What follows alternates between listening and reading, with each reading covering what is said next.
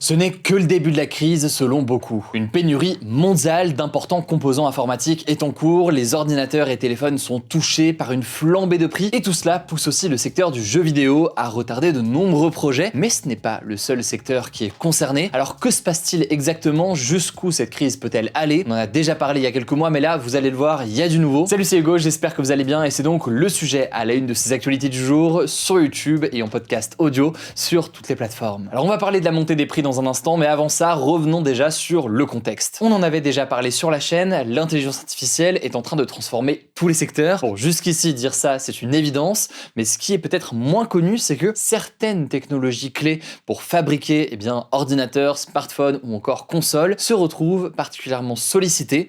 On parle ici aujourd'hui de la RAM ou encore du SSD. Petit cours de technologie en quelques secondes. Pour faire simple, la RAM, qu'est-ce que c'est? C'est une mémoire vive qui stocke temporairement les données et les programmes qui sont en cours d'utilisation, le tout pour que le processeur accède très rapidement à ces données. Sans RAM suffisante, donc, un ordinateur ou un smartphone ne peut pas fonctionner correctement, et s'il en a trop peu, eh bien il devient beaucoup plus lent, car il doit compenser en utilisant le stockage. Bref, les conséquences sont négatives. Le SSD, quant à lui, c'est un support de stockage qui permet à un ordinateur ou à un smartphone, par exemple, d'enregistrer durablement ses données, ses fichiers et ses programmes. Sans support de stockage comme un SSD ou plus largement un disque dur, l'appareil ne pourrait pas conserver ses informations ni lancer son système, et tout cela rendrait donc son fonctionnement quasiment impossible. Voilà donc pour le petit cours de technologie, je suis à deux doigts de vous vendre des cartes graphiques après ça. Mais ce qu'il faut bien comprendre, c'est que pour fonctionner correctement, l'IA a besoin d'énormément de mémoire et de stockage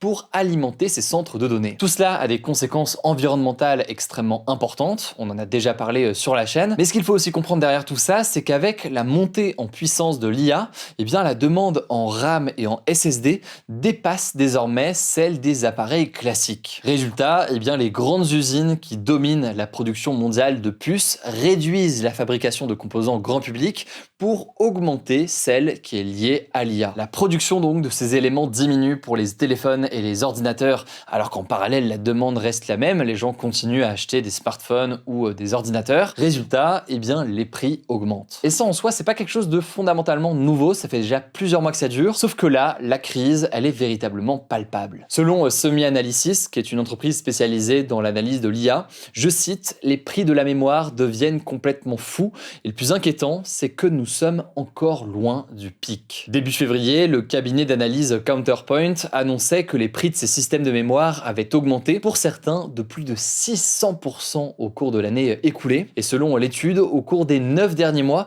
le prix de la mémoire pour les smartphones a également été multiplié par 3. Et tout cela, ça a des conséquences directes. Par exemple, la marque de téléphone Realme a déjà augmenté de près de 10% le prix de ses smartphones. À l'inverse, pour ne pas augmenter leur prix, il y a certaines entreprises comme Xiaomi qui envisagent de baisser la puissance de certains de ces modèles sans toucher au prix, mais forcément donc ça veut dire que le rapport qualité-prix il est moins bon. Même son de cloche pour le PDG de la marque Acer France qui affirme être obligé de chercher des compromis en proposant des produits avec moins de mémoire pour ne pas avoir d'impact significatif en matière de prix. Pour ceux qui se demandent, il y a certaines entreprises qui s'en sortent un petit peu mieux. Apple par exemple, en fait Apple dégage un tel bénéfice aujourd'hui d'un point de vue financier qu'à priori, en tout cas a priori pour le moment, il pourrait décider de ne pas augmenter les prix pour rester donc compétitif, quitte en parallèle donc à réduire leur marge, à réduire donc ce qu'ils gagnent comme résultat à la fin, puisque forcément ils restent quand même sur le long terme impactés par ces hausses de prix des composants. Autre conséquence, Sony réfléchirait à repousser le lancement de la PlayStation 6 jusqu'en 2029 pour éviter de proposer une console de jeu à un prix exorbitant. C'est ce qu'indique l'agence américaine Bloomberg. La même question se pose du côté de Microsoft et de leur Xbox, et du côté de Nintendo. Nintendo pour l'instant ne va pas augmenter le prix de la Switch, mais a tout de même prévenu que la hausse des prix des mémoires pourrait avoir un impact par la suite si cette hausse se poursuit. Autre élément que l'on peut noter, certains kits de RAM spécifiques et assez poussés, notamment pour le gaming, ont vu leur prix absolument exploser ces derniers mois. Bref, c'est une crise qui est profonde, causée donc par toute la demande liée à l'IA,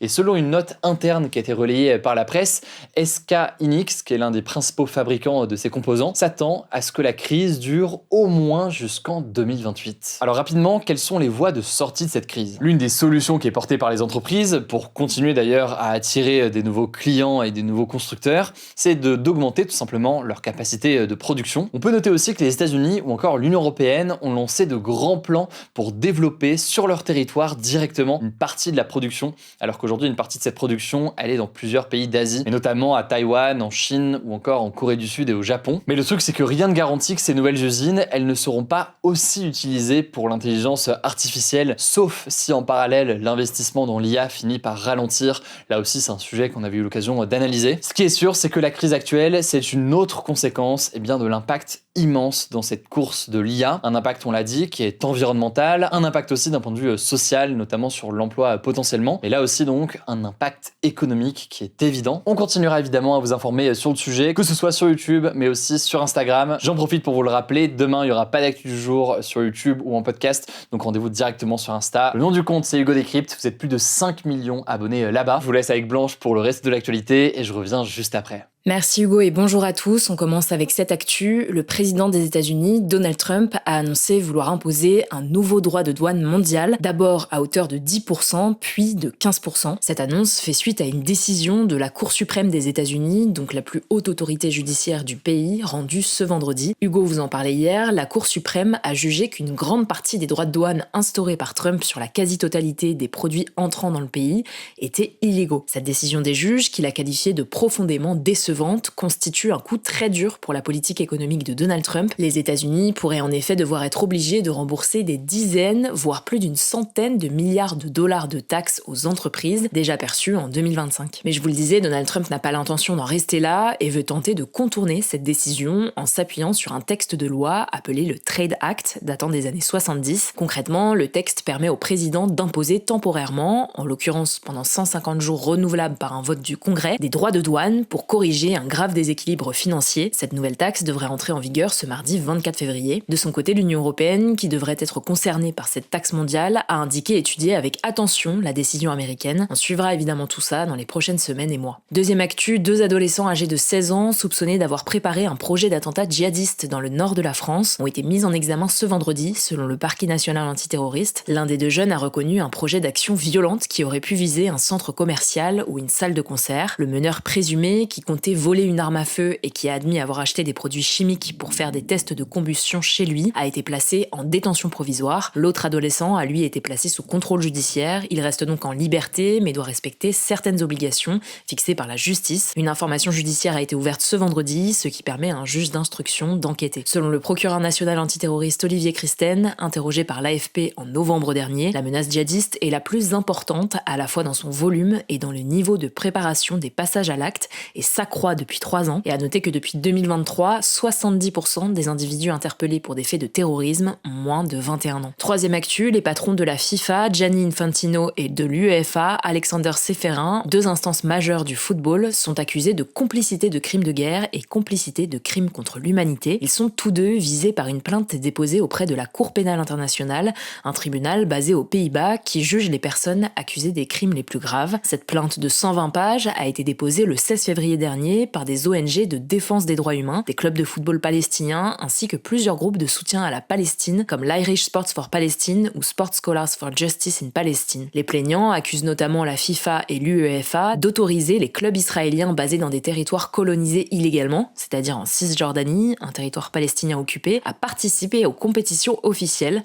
Ils leur reprochent également d'apporter un soutien financier et structurel aux clubs israéliens, ainsi que de légitimer l'occupation illégale de la Palestine par Israël. L'UEFA, donc l'instance européenne du football, s'est défendue en évoquant des accusations aussi sensationnalistes qu'infondées. Je cite, « Notre position a toujours été claire, nous défendons le sport et l'humanité et non la politique et nos actions parlent d'elles-mêmes. » De son côté, la FIFA n'a pas encore réagi. La Cour pénale internationale doit maintenant examiner la plainte pour déterminer si une enquête doit être ouverte ou non. En cas de condamnation, les dirigeants de la FIFA et de l'UEFA risquent notamment jusqu'à 30 ans de prison et de lourdes amendes. Cependant, et c'est très important de le noter, la CPI n'a pas sa propre force de police pour arrêter quelqu'un. Elle dépend donc totalement de la coopération des États. Et on termine avec cette actu, le 62e salon de l'agriculture a ouvert ses portes ce samedi, porte de Versailles à Paris, et pour la première fois de son histoire, aucune vache ne sera présente au salon. En cause, l'épidémie de dermatose nodulaire, une maladie très contagieuse qui a frappé de nombreux élevages français ces derniers mois. Cette mesure avait été prise par précaution et par solidarité avec les éleveurs touchés par la dermatose. À ce sujet, la ministre de l'Agriculture, Annie Genevard, a annoncé ce vendredi que plus aucun cas de la maladie n'avait été enregistré depuis le 2 janvier. Emmanuel Macron, présent pour l'inauguration, a reconnu un contexte un peu particulier lié à l'épidémie, mais pas seulement. De nombreux agriculteurs et éleveurs redoutent aussi la mise en application de l'accord de libre-échange conclu entre l'Union européenne et les pays sud-américains du Mercosur,